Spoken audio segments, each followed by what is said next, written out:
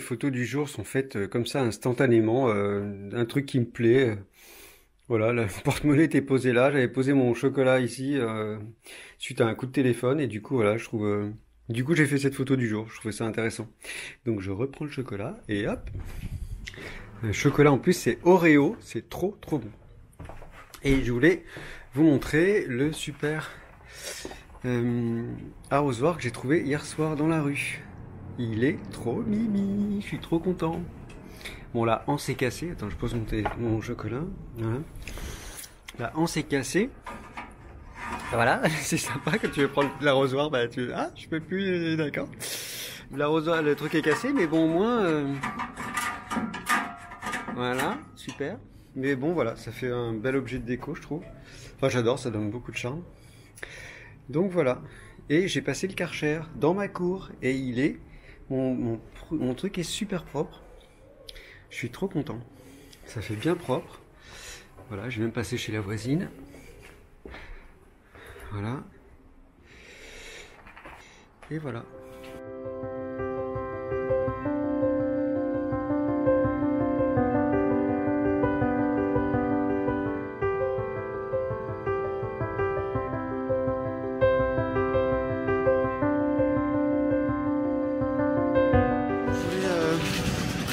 Échanger avec toi sur la difficulté, les problématiques que je peux rencontrer en me disant que peut-être que toi aussi tu peux les avoir.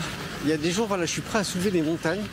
Je suis bourré d'énergie, je me dis bon allez, c'est bon, je vais faire ça, je vais appeler un tel, je vais prendre rendez-vous avec un tel, machin, je vais faire ça, je vais faire ce dossier, je vais envoyer ma candidature pour ça, je vais préparer une série de tableaux sur ça, je vais ranger ça, enfin je vais faire plein de trucs quoi, je suis prêt à faire une tonne de choses. Donc ça c'est bien, c'est ces jours-là c'est génial, quand tu te lèves le matin, que tu as la patate et que tu as envie de dévorer le monde, c'est génial quoi. Moi j'adore.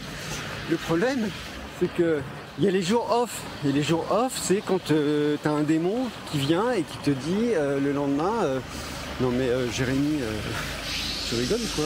T'as vu la charge de travail que c'est?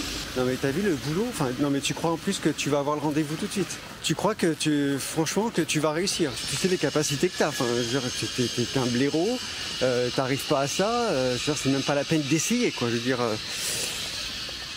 Ça c'est problématique en fait, ce démon qui vient et qui te dit que t'es une merde en fait, et que ça sert à rien que tu fasses quelque chose parce que de toute façon le monde s'en fout de toi, se fout de ce que tu fais, de toute façon tout ce que tu fais ça marche pas, enfin voilà c'est un démon, même si je sais au fond de moi que c'est pas forcément vrai, mais ce démon il est là, et regarde je vais te montrer ça, c'est absolument magnifique, c'est l'ancienne petite ceinture à l'intérieur de Paris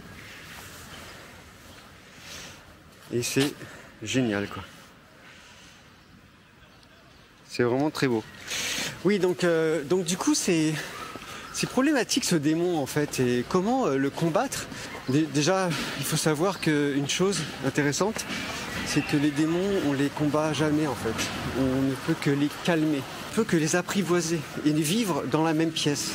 Donc tu ne pourras pas jamais chasser ce démon là, qui t'empêche de faire les choses et qui te dit mais t'es qu'une merde, reste chez toi. Tu pourras éventuellement l'apaiser, tu pourras le dompter et le faire reculer à l'autre angle de la pièce, mais il ne pourra pas sortir de la pièce. C'est comme si tu devais vivre avec un lion en fait. Donc le lion tu sais jamais s'il va te sauter dessus, mais tu es obligé de vivre avec lui de toute façon, donc t'as pas le choix. Donc une fois que tu as réussi à identifier ce problème et de te dire que de toute façon le démon ne partira pas, donc il faut juste l'apprivoiser, il faut juste l'écouter. Voilà, il dit ça, c'est très bien. Certes t'es pas le meilleur, certes t'es pas... Il y a des difficultés, il y a des montagnes, hein. Moi je vois par exemple dans ce vlog, les montages j'y connais rien, est-ce que je vais dire des choses qui vont intéresser les gens, j'en sais rien. Tout ça c'est beaucoup de questions, beaucoup d'obstacles, et le démon là il danse en ce moment. Il n'arrête pas de me dire mais laisse tomber, qu'est-ce que tu te prends la tête, pourquoi toute cette énergie, ça sert à rien, reste chez toi, fais du tricot quoi. Ok, d'accord, tu me dis tout ça, mais je vais quand même essayer, si ça te dérange pas, j'essaye, je vois, Je vois les difficultés, je fais à mon niveau surtout. Et donc ça, c'est surtout les attentes qu'il va falloir réduire. Donc on va bouger les curseurs. Je ne fais pas tout ça pour justement pour avoir un retour en arrière. Un retour en arrière. Alors moi, je regarde trop les films de science-fiction. Un retour positif de ça. Voilà, je le fais et on verra bien quoi. Et je me dis toujours cette phrase qui est importante qu'il faut se dire, c'est que si ça te plaît à toi, si ça te rend agréable, ça rendra forcément agréable à quelqu'un d'autre. Tu peux pas plaire à tout le monde, tu peux pas plaire à la terre entière, c'est certain. Mais le but c'est d'essayer. Les vidéos que je fais, peut-être qu'en fait ça va pas du tout avoir l'effet du coup auquel je pense.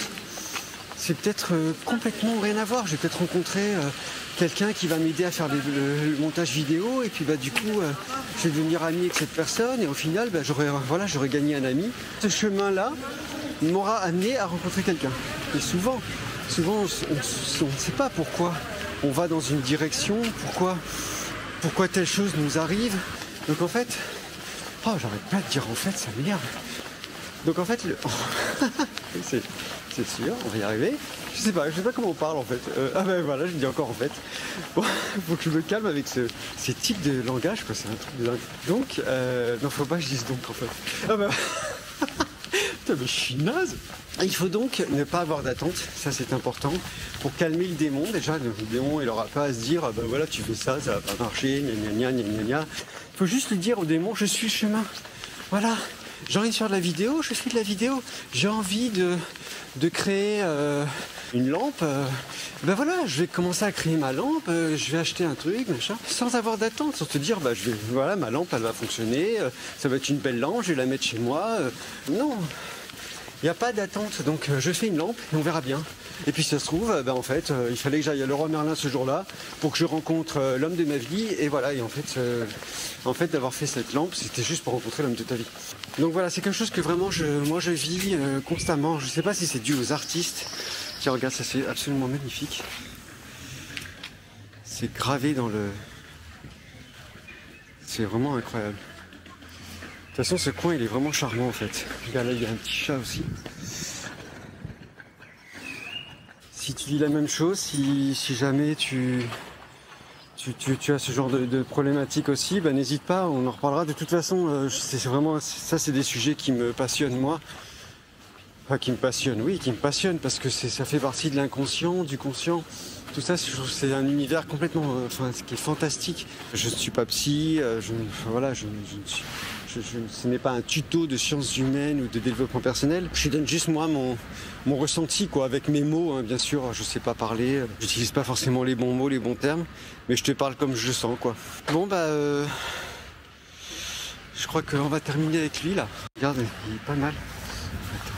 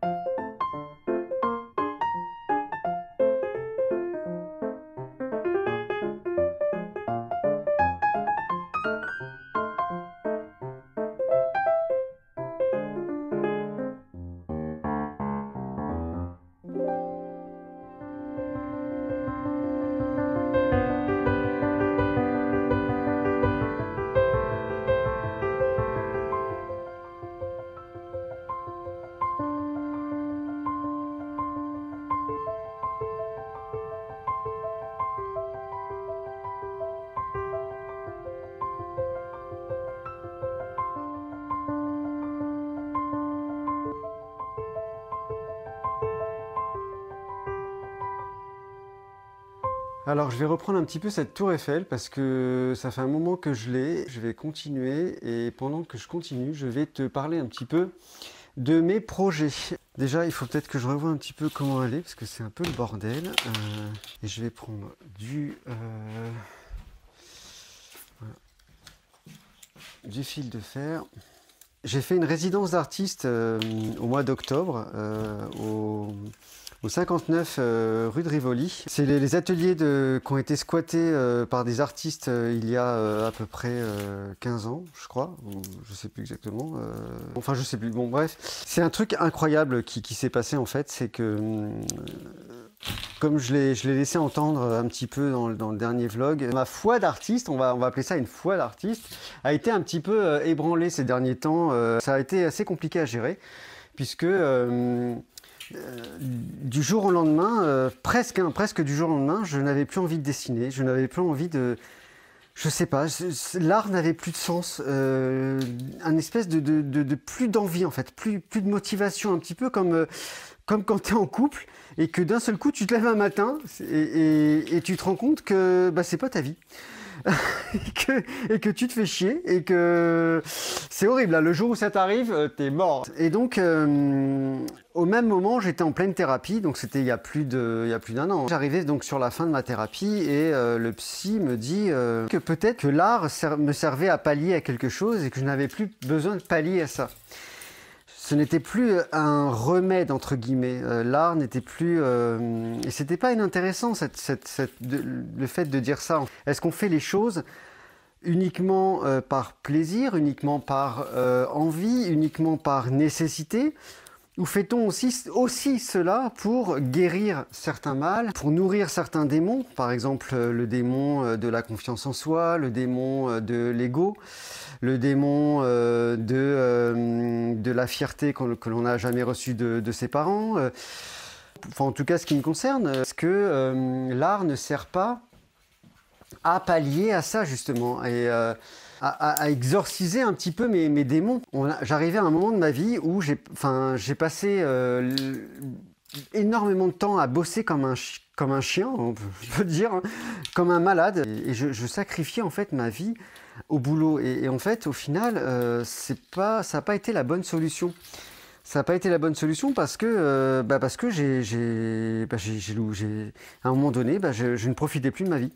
Et puis, ça a commencé quand j'ai fait ma carte de vœux du Nouvel An, qui est là d'ailleurs, je peux te la montrer, elle est ici. Et j'avais écrit ceci. Le sens de la vie est d'en profiter un maximum. Ce n'est pas la destination qui compte, mais le voyage et les aventures que l'on se fait tout au long du chemin. Et en fait, le fait de l'avoir écrit, je sais pas, le fait de l'avoir envoyé à tout le monde, d'avoir discuté avec des gens, ça a été le point de départ de me dire, il faut que j'en profite en fait. Je suis à un moment donné dans ma vie où j'ai besoin de profiter un maximum, quoi. Et j'en ai marre de bosser en fait. J'ai commencé à freiner et et l'art du coup a commencé à disparaître. La libido artistique s'en est allée quelque peu. Et enfin quelque peu, complètement même. Et arrive le mois de juin et je reçois un mail de la résidence du Rivoli 59 qui, donc faut quand même savoir que le Rivoli 59 c'est quand même un lieu incroyable. Dans Paris c'est très connu. Voilà, et du coup c'est vrai que moi c'est un lieu qui me faisait rêver. Et en fait j'avais postulé à l'époque encore quand j'avais encore goût, foi en ce métier, j'avais postulé, quoi. Je me suis dit, bon, bah, ça coûte rien d'envoyer mon dossier, on verra bien, quoi. Si je suis pris, bah, tant mieux. Et puis, donc, au mois de juin, je reçois ce mail et qui me dit, ben voilà, vous êtes pris et vous avez un atelier qui vous est alloué. Donc là, super content, je n'en revenais pas. Et en fait, tout ça pour t'expliquer qu'il suffit que tu laisses tomber les choses pour qu'elles arrivent. J'arrivais pas à...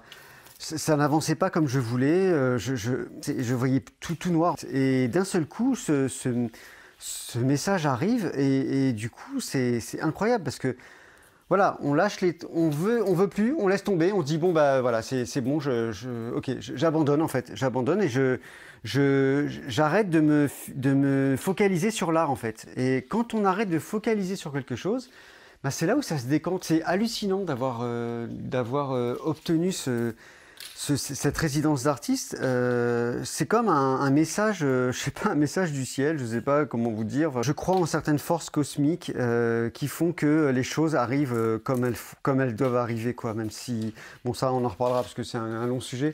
Mais en tout cas, tout ça pour dire que je reprends la résidence d'artiste au mois de juin. Donc pour les 5 mois qui me restent, du coup, donc de juin à octobre, ça m'a redonné un peu l'engouement de l'art et ça m'a refait pactiser un petit peu avec cette activité qui était un petit peu sombre, on va dire. Donc après, je pense que c'est vraiment le cheminement d'un artiste. Cette période où à un moment donné, on se demande en fait quelle est la raison. Qu'est-ce qui nous pousse à continuer? Où trouver l'énergie nécessaire pour trouver la motivation, pour trouver cette sève artistique qui des jours coule à flot et on en a des tonnes, on ne sait même plus quoi en faire. On est prêt à soulever le monde et puis il y a des jours, voilà, il n'y a pas de sève du tout, il n'y a rien, il y a même presque tellement pas de sève qu'on se dit qu'est-ce qu'on fait là? Tout ça pour dire que mon projet qui arrive là ces prochains jours, donc en tout cas ce mois prochain, c'est de reprendre ma résidence d'artiste. Je serai au 5e étage. Donc voilà, et puis ce sera l'occasion de se rencontrer et surtout pour certains de voir ma tête qui doivent se demander à quoi je ressemble.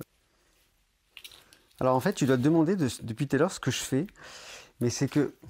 Alors, je vais te montrer, parce que du coup, voilà, ça c'est la sculpture, ça c'est le bas de la tour Eiffel, hein, comme on peut voir. Je renforce avec du fil de fer. Étant donné que cette tour Eiffel, c'est pratiquement sûr qu'elle ne sera pas recouverte de papier, c'est pour ça que je mets du fil de fer tout autour depuis tout à l'heure.